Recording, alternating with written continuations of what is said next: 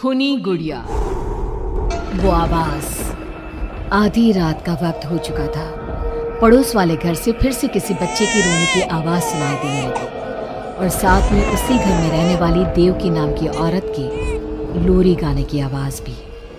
ये आवाज सुनते ही राधिका डर से थर थर कांपने लगी। उसने जल्दी से गहरी नींद में सोए अपने पति केशव को जगाया। केशव उठो, देखो ना, फिर से किसी की लोरी गाने की आवाज आ रही है बाजू वाले घर से। क्या हुआ राधिका, क्यों परेशान हो रही हो? अरे कोई आवाज नहीं आ रही है यार। लेकिन अभी बस 2 मिनट पहले तो देव की लोरी गा रही थी और एक बच्चा रो रहा था। अरे कोई मूवी देख रहा होगा, उसकी आवाज होगी। देवकी और उसके पति मोनिश ने बताया ना कि उनके बच्चे नहीं होते।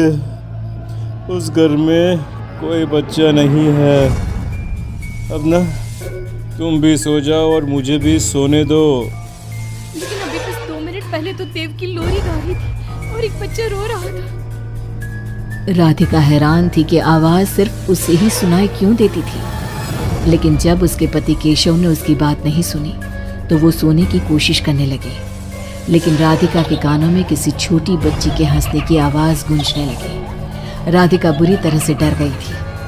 अगली सुबह मैं दुकान जा रहा हूँ, आज माल खत्म हो रहा है दुकान में।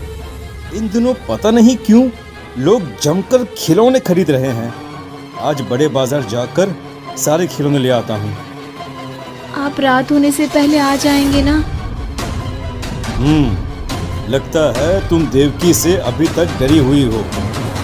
अच्छा ठीक है, देखो घर के पीछे वाली गैलरी में मत जाना, क्योंकि वहाँ से तुम्हें अक्सर देवकी नजर आती है और तुम ना फिर डर जाती हो। ठीक है केशव, मैं आज उधर जाऊंगी ही नहीं। जब भी उधर देखती हूँ कुछ डरावना ही नजर आता है।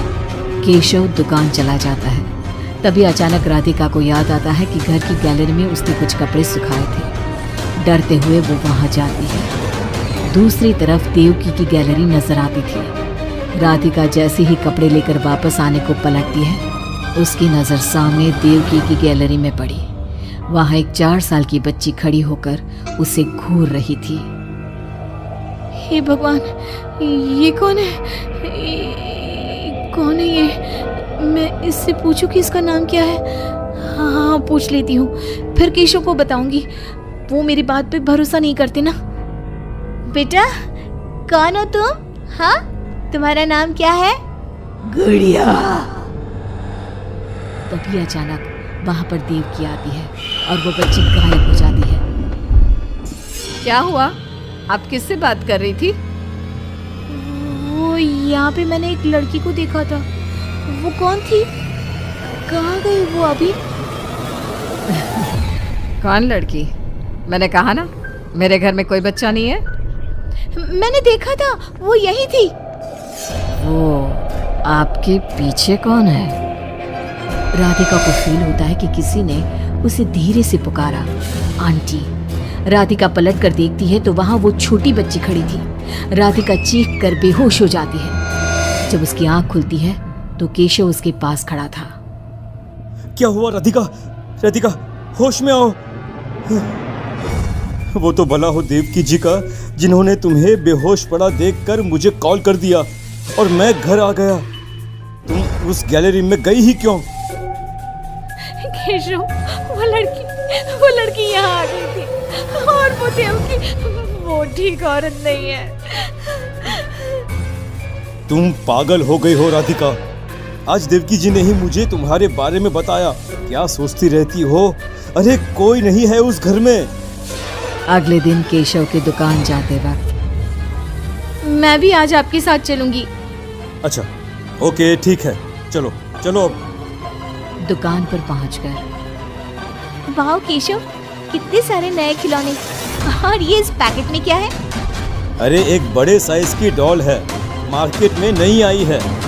सोचा अगर लोग खरीदेंगे तो अगली बार और ऑर्डर कर दूंगा। क्या मैं देख लूं इस डॉल को? हाँ देख लेना। मैं जरा माल लेने बड़े बाजार जा रहा हूँ। तुम दुकान संभाल लो और आराम से बैठकर खिलौने देख लो, ठीक है? केशव दुकान से चला जाता है। तभी कुछ देर बाद देवकी दुकान पर आती है। कैसी हो तुम यहाँ क्या लेने आई हो? गुड़िया। गुड़िया? मेरा मतलब तुम गुड़िया का क्या करोगी? तुम्हारे घर में तो बच्चे हैं। तुम मुझे गुड़िया दिखाओ, बस बड़ी वाली गुड़िया।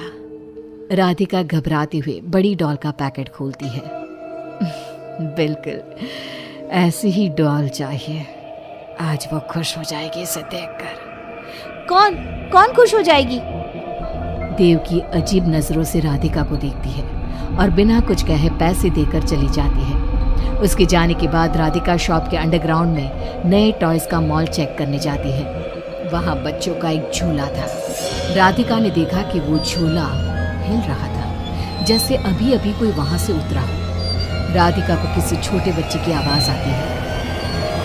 कौन है वहां? वही छोटी लड़की जो देविका के घर दिखी थी राधिका के सामने आ जाती है। आंटी, मुझे गुड़िया चाहिए, वो बड़ी वाली।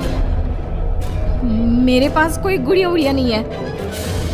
बड़ी गुड़िया चाहिए, मुझे दे दो, नहीं तो मैं ये सारे खिलौने जिंदा कर दूंगी। फिर वो आपको मार डालेंगे। कौन हो तुम? मैंने कहा ना नहीं है मेरे पास बड़ी गुड़िया। अभी तो थी ना, कहाँ गई? वो देवकी ले गई अपने साथ। अभी जाओ और मेरी गुड़िया लेकर आओ, वरना। उस छोटी लड़की के नाखून बड़े हो जाते हैं और पैर उल्टे, वो बहुत ही खौफनाक दिखने लगती है। नहीं देखो, मैं अभी जाकर तुम्हारी गुड़िया लाती हूँ। तुम यहीं रुको। नहीं, मैं तुम्हारे साथ चलूंगी, कहीं तुम भाग गई तो। राधिका शॉप से निकलकर तेज स्पीड में सड़क पे चलने लगती है। उसने पलट के देखा तो वो लड़की साए की तरह उसका पीछा कर रही थी। राधिका देवकी के घर पहुंचती है। दरवाजा खुला था। राधिका अंदर गई, वहां कोई नजर नहीं आया, बस सामने वो गुड़िया रखी थी। राधिका चुपचाप गुड़िया को उठा के वहां से आने लगती है। पीछे से आवाज आती है। रुको, ये क्या कर रही हो? मेरी गुड़िया कहाँ ले जा रही हो? देखो देवकी, ये गुड़िया मुझे ले जाने दो, वरना वो लड़की। तो उसने तुम्हें डराया, उसे तो मैं बुलाती। गुड़िया जरा यहाँ आना बेटा। मम्मा क्या हुआ? मेरी लाडू गुड़िया को बहुत पसंद है। देखो ना, 10 साल की हो गई, अब तक कहाँ से खेलती है। ये तो वही लड़की है, और ये 10 साल की नहीं 5 साल की है। हाँ, लेकिन जब उस कार एक्सीडेंट में मर गई तब 5 की थी, अब तो 10 की हो गई है ना। मतलब ये मेरी बेटी है और मरने के बाद भी मेरे साथ है।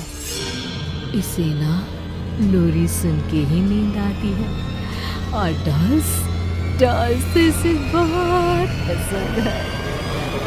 राधिका पूरी तरह से घबरा के भागती है। भागते मेन रोड पे आ जाती है।